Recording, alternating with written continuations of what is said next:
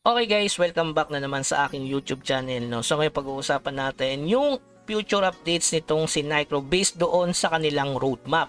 So possible na talagang ilabas nila ngayong December 31 kasi lagi namang ganun, laging katapusan no.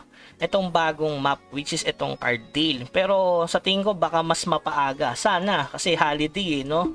24 sana sa 24 pero sa tingin ko sa 31 din to parang yung port class advance. Laging last week of the month no.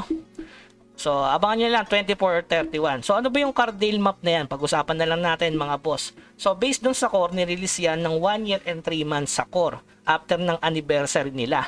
So, ito yun guys.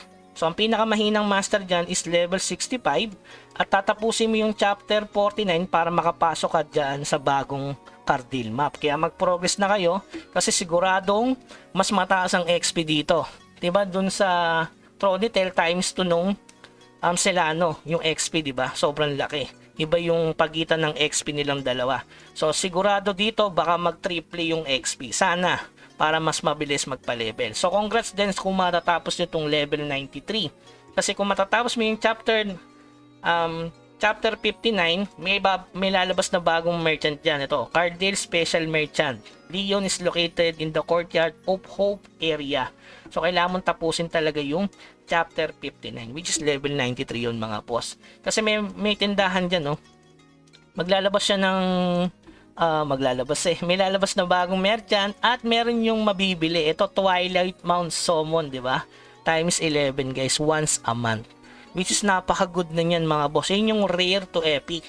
Tapos meron pang Splendid, Ride of the Sunset, episode 11. Hindi ko alam ba't episode Siguro summon pa rin to, Splendid. Tapos 75 per week pa to guys. So once a week. So ibig sabihin sa per month magkakaroon ka ng summon na iimbakin mo no para pagdating ng event panalo talaga. So ayan yung mga mapapala ng mga malalakas na. Sobrang solid. So dito sa bagong mapa, syempre may bagong equipment. Ito. So ayan, i-produce. Wala naman ditong i-hoard. Kasi tungkol lang to sa gold coins. Ayan, may yarn na napupulot din. Ayan. O, tipid General Monster throughout the new field card deal. Tapos ang pinakamaganda siguro dito yung blessing. Ayan, ma-open kasi nadadrop kasi siya dito sa new map. Hindi ko alam kung pagsasabayin na yan sa 31. Kaya bongga yung update kung sakali sa 31 yun or 24. Ngayon darating na Martes. Pero sa tingin ko hindi muna no. Kasi sobrang laki nito Kailangang ibukod nila ng update to. Okay? So, yun lang yung nadagdag. Blessing. Yan, para sa new map. Alam nyo na, may idea na kayo. Tapusin nyo yung chapter 49 para makapasok na kayo sa Arctic. At saka magpalakas kayo para makapag-AFK na kayo dito sa level 65. Tapos, ano ba yung possible na maging update pa niyan ni Nightcrow? Syempre, yung 300 days. Ihanda nyo na yung enhancement nyo. Yun, nakadalawa pala tayo na guys. Flexing, Source of Wisdom. So, kailangan nyo nang mag-ipon ng enhancement armor. Kahit mga 200 lang, di naman kailangan mag-hoard kayo ng 3,000 Ito, kasi malapit na yung sa event, diba? Mag-end na yan sa 31. Pwede naman sa 31 na kayong mag-hoard. Yan. 9 days left. Kasabay niyan yung codex sa kill debat. So, ito possible na drop event din nila sa 31. Pero pwedeng din kasi mas maaga katulad noon, no? So, sa 24, pwedeng 300 days na magbibigay din sila ng kite. So sa 31 talaga yung Cardale na may blessing tapos yung new map, no?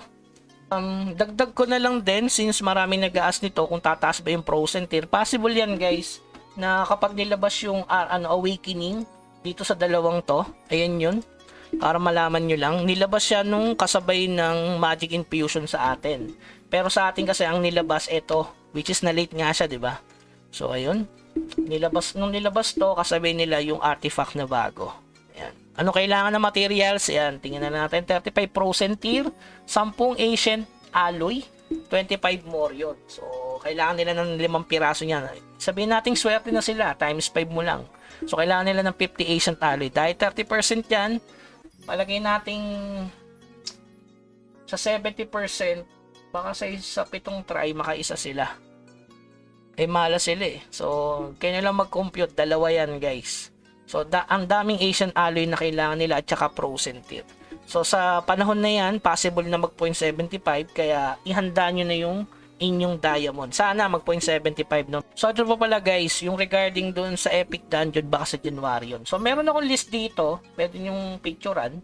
Ayan, patch note. Ayan. Para alam niyo na, ayan o. Pucho event, nangyari na sa 17. Cardale map, pwedeng sa 24. Ayan, new map, December 31. Access cap, chapter 49. Ayan, mission 59, may pre-monthly. Twilight ka. Ito na pala, nakalagay na pala dito eh. January, season 2 ng Crusade, possible. Or pwedeng sa 24 guys ah. Ito is ano lang to, hula-hula lang. Epic Dungeon, wala pa kasi. Tapos Awakening na Artifact. Ito pala yung kailangan no, 840 na Frozen Tier, tinimes ko ata to sa 70%. Yan, 240 alloy, 1M Dias yan. Tapos i-hoard nyo na rin yung Incest Burner Compass. Pero gaya na sabi ko nga sa inyo, nasa sa inyo pa rin yan. Pero yung mga alt ko kasi nag-hoard na nito. No, Incest Burner. Yan. Pag nagmura guys, huwag nyo munang bilhin. Baka pag napanood nyo to, bumili agad kayo eh. Huwag muna kayong bumili guys, please. Pababain nyo muna, marami pang nagpo-farm yan. So tayo-tayo lang naman kasi nandito, no? Masyado pang mataas ang presyo.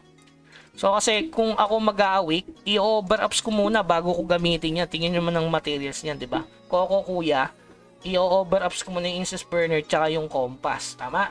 February, Kill the Bat 3rd, Kill the Bat level 95, Transcend ng Vehicle Mount, Potential to hold rare item. Yan. March 1 anniversary guys. New Crow Gear Mask. So yung pre-class change is July guys, hindi anniversary. Pero nakita ko siya sa core, August 1 siya. Pre-class change. Ayan, nakalagay naman pre-class change. So mga aasa yan, August 1. So magbilang na lang kayo after ng anniversary sa atin. So possible na mas mapaaga. Kasi since ang Cardale naman July eh. July, August, pwede magkasunod, no? Pwede nga anniversary, ilabas nga yung pre-class change. Kasi nga, July naman itong nilabas yung Cardale eh. Which is 1 year and 3 months. Ang pre-class change is 1 year and 4 months. So magkasunod lang naman sila. Magkaiba lang siguro ng tawag doon ng pagkakasunod-sunod sa atin. Kasi sa atin halo-halo na eh. Kasi hindi nga nilabas yung Epic Dungeon, baka isingit nila sa January. So yun, possible na baka nga sa first anniversary magkaroon ng pre-class change. Hindi natin tatanggalin yan. Kasi nga July nga nililist yung Cardale map. Okay? So, yun lamang guys. Good news yan sa mga gustong mag-class change na nahihirapan. Pero yung server transfer, medyo malabo yun mga boss. Kasi sa core, ayan, para alam nyo lang sa core kasi nilabas yun sa roadmap nila. Ayan, para alam nyo lang guys, para hindi tayo umasa agad. No? So, mas maganda mag-research din kayo regarding do sa mga nilalabas ni Nicro. Kasi dito, nilabas naman nila yung yung server transfer. So, nasaan ba? Sa ano ba yung fifth letter? Ayun, server transfer. Nakalagay kasi sila dito, August 31, 2023 yan, guys. Okay. So, ayan is almost 130 days ni-release nila. Bali, nagkaroon sila ng 3 server transfer bago nilabas yung Crusade. After nung anniversary nila na Crusade, hindi na nagkaroon ng server transfer. Sa atin kasi, nagkaroon na agad ng Crusade, kaya malabo na yung server transfer. Pwede yung merge. Kasi dun sa ating roadmap, merge yung ginawa nila. Yan, para alam nyo lang din guys, yan, merge yung ginawa sa atin. Hindi server transfer. Okay? So yun lamang guys, keep grinding, huwag kalimutan mag-subscribe sa ating channel para sa iba pang mga update. Hanggang sa muli, paalam.